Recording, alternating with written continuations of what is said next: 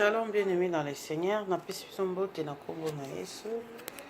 Na Yesu so na après-midi ya lelo na bandako na bino po to partager maloba Nzambe naza ko exhorter biso po ete tango comme na suka to milengela. Tema lelo eza po ani tolandaka Yesu. Pourquoi nous suivons Jésus? Pourquoi nous avons choisi de suivre Christ? Bien-aimé, beaucoup de gens disent raisonnent par rapport à la vie chrétienne. Ils disent que oh non, c'est la vie, c'est une vie de stress, c'est une vie de boring, d'ennuyant. Et les chrétiens sont compliqués, hypocrites, ceci, cela. Bien aimé, la vie chrétienne est une meilleure vie. Est une vie où on vit dans l'abondance. Parce que Jésus-Christ nous a dit ceci. Il a dit, les voleurs ne viennent que pour dérober, détruire. Mais moi, je suis venu pour que vous ayez la vie. Et cette vie, c'est une vie en abondance. Quelle vie? Une vie en abondance. Donc, la vie chrétienne est une des meilleures vies qu'une personne peut avoir. Parce que tout ce que tu peux être, il y a des ceux-là qui sont nés, oui, ils n'ont jamais donné leur vie à Christ. Ils ont du bon boulot. Ils ont aussi des enfants, ils ont des familles, ils vivent, ils roulent en carrosse, ils sont bien aussi. Ils se disent que non, ils n'ont pas besoin de Dieu. Ils disent que les chrétiens sont des fainéants. Ils sont des gens qui ne veulent pas travailler, qui veulent seulement être dans l'église. 24 heures, c'est 24. Bien aimé, tu te trompes. Si tu n'as pas encore Jésus, tu peux être licencié. Tu peux être licencié en théologie, licencié en quoi, je ne sais pas. Médecin, dernière catégorie, expérience de quoi que ce soit. Mon frère, ma soeur, si tu n'as pas encore Jésus, tu n'es rien du tout. Tu n'es rien du tout qui peut être écrasé et finir en une minute. Parce que Satan n'a pas peur de tes richesses.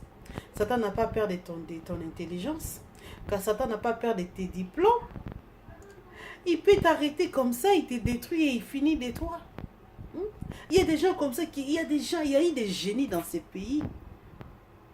Il y a eu des génies au Congo. Quand nous étudions, nous avons un professeur qui était très intelligent. Après seulement une journée, un matin comme ça, il est mort, il est décédé. Je ne sais pas s'il avait Christ ou non. Tu peux me dire que non, ma chère, c'est quand tu rencontres, même ceux qui sont chrétiens, ils meurent aussi. Oui, je n'ai pas dit que les chrétiens ne meurent pas. Mais les chrétiens, s'ils meurent, il y a une autre vie qui l'attend, une meilleure vie. Ce monde, la vie où nous vivons dans ce monde, c'est rien, c'est dérisoire. Ça peut être détruit n'importe comment. C'est rien du tout, ça ne représente rien. Si les efforts que nous fournissons de travailler seulement pour avoir une meilleure vie ici sur terre, c'est rien du tout.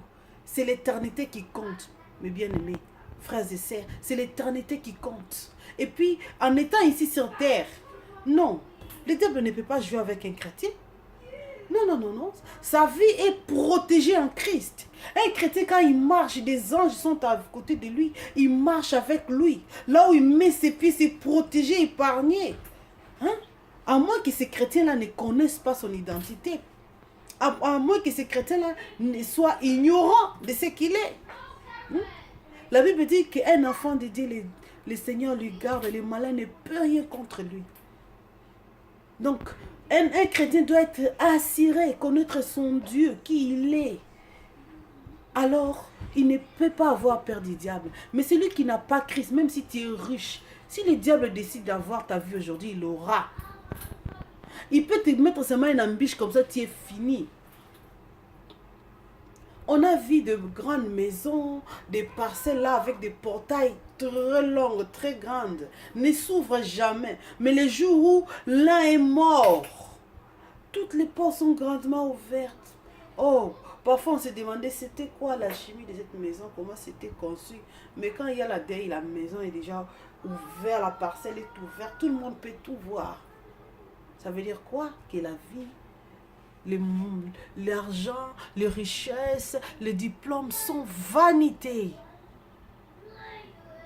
Le roi Salomon l'a dit. Il avait tout de richesse. Hein? Il n'y avait pas un roi plus riche que lui. Parce que Dieu lui avait dit, puisque tu as demandé la sagesse, il n'y en aura pas un sage plus que toi. Il n'y en aura pas. Tu n'as pas demandé la richesse, tu te rendrais riche. Il lui a rendu riche. Il n'y en avait pas de plus riche que lui. Mais à la fin de sa vie, qu'est-ce qu'il a dit? Il a dit, tout est vanité. Il a tout dit. Mais c'est vanité, ça va rester ici. Ça va rester dans ce monde.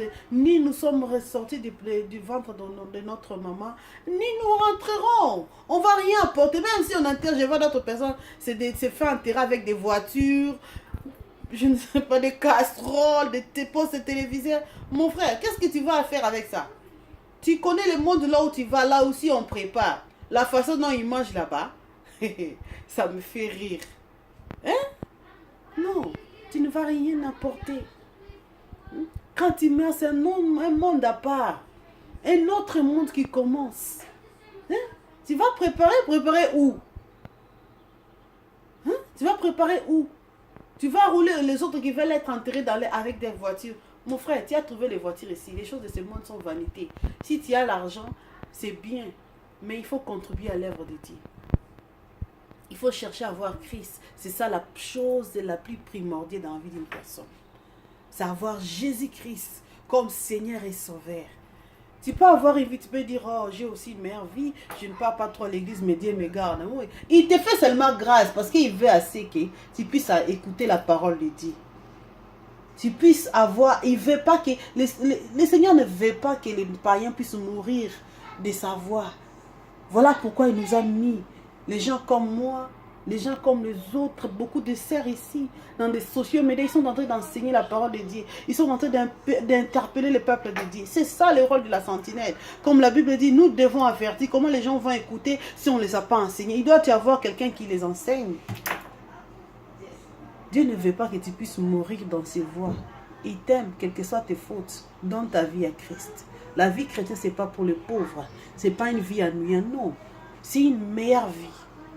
C'est une meilleure vie, une vie de paix, une vie de sans stress. Une vie là où tu dors paisiblement. Tu dors comme un bébé. Il n'y a pas de mauvais songes la nuit. Hein? D'autres personnes ne peuvent même pas dormir la nuit. Il a des mauvais songes. Il a des gens lui étranglent. On se joue de toi, tu vois. On se joue de toi. My God. On se joue de toi. Pourquoi? Parce que tu n'as pas Christ. Tu n'as pas donné ta vie à Christ. Mon bien-aimé, donne ta vie à Christ. C'est une vie merveilleuse. C'est une vie merveilleuse. Une vie de paix. Une vie de bonheur. Tu peux te dire, oh, moi je prie, mais j'ai beaucoup d'argent. Je ne prie pas, je ne pars pas à l'église, mais j'ai beaucoup d'argent. Et ils vont à l'église, ils n'ont rien. Qui t'a dit que les chrétiens n'ont rien? La Bible dit que Jésus-Christ s'est fait pauvre pour que nous soyons riches. Si un chrétien n'a pas encore, nous on ne lui appelle pas pauvre, il n'a pas encore eu, mais il est dans le processus d'avoir, parce qu'un chrétien n'est pas pauvre. Hey, David a dit, j'étais jeune, j'ai vieilli, je n'ai jamais vu le juste être abandonné, ni son fils mendiant son pain. Quel chrétien là qui est pauvre? Non, la richesse est à nous. La richesse, c'est à nous. Jésus-Christ s'est fait pauvre pour nous. Tu dois connaître un chrétien, tu dois connaître ses droits. Si tu es un chrétien, tu me suis, tu es en train de parcourir des difficultés, tu es en train de passer des situations difficiles. Rentre, agenouille-toi et dis à Dieu qui tu es. Dis à Dieu ce qu'il a fait. Rappelle-lui ses paroles. Tu verras des portes s'ouvrir de ces-mêmes. Parfois, les chrétiens veulent calculer, ils veulent calculer d'eux-mêmes. Oh, quand je vais faire ça, que j'aurai l'argent. Non. Il ne faut pas calculer. Avec Dieu, ne fais pas de calcul. Ça dépend de lui. Toi, tu dis seulement que le Seigneur, merci parce que j'ai la richesse. Ta parole déclare que les richesses du monde viendront vers ta porte. Voilà pourquoi je ne souffrirai jamais. Le Seigneur va ouvrir des portes. Là où tu avais déjà introduit ton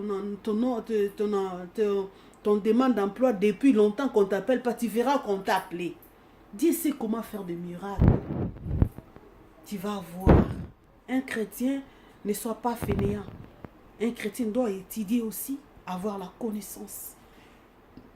Un chrétien va demander le travail aussi, tu vas trouver. Un chrétien est celui qui vit une vie de paix, une vie de succès. Tous les jours, il n'y a pas de up and down. La Bible dit, quand les autres disent qu'il y a les difficultés, nous disent que nous sommes en haut. Quand on dit ça ne marche pas, mais nous les chrétiens, on dit que ça marche. Pourquoi? Parce que notre vie dépend de Dieu.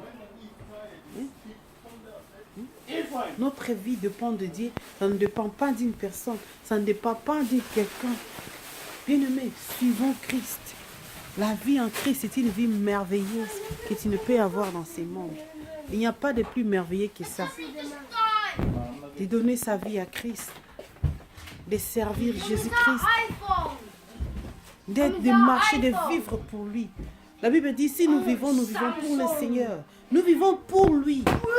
Il a donné sa vie pour nous. Maintenant, lui, il a donné les siens pour nous. Et notre vie n'est plus pour nous. Notre vie est pour lui. Et ici, celui qui veut me suivre doit prendre ma croix. Ouais. Si on souffre à cause de l'évangile, ça, c'est pas un problème.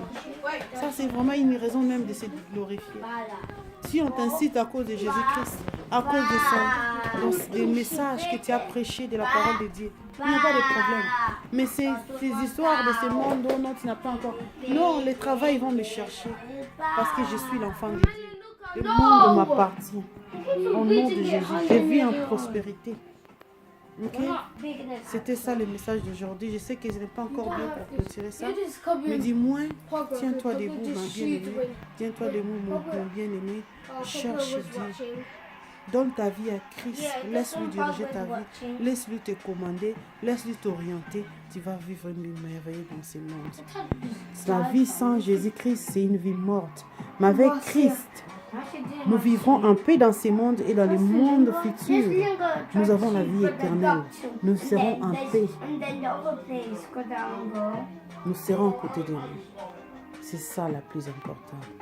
Bien-aimé, ce qui est bon, ezaka bandaku banini mokili viango ezango na tina te bibezo lo bango alors soki bon mwengo ya bo mokili vi ezaka pona temps oyo ezala ngo eloko te e oleka or vi na biso pona awa te eza pe pona lobi tozo se préparer par rapport à lobi na biso futur na biso ezala wapi to vivre éternité pembeni ya Nzambe pona libela to boyi tozala lokola bato mosusu bazala pembeni ya Yesu me baza musika na elobi non bien-aimé yango wana mikolo nyonso tozopetolama ok topetolama en tout cas Nzambe apambola banyonso balandinga que Dieu vous fasse tous du bien qu'il vous bénisse qu'il accorde le désir de votre cœur ok je viendrai encore prochainement dans mes émissions que Dieu vous bénisse bye.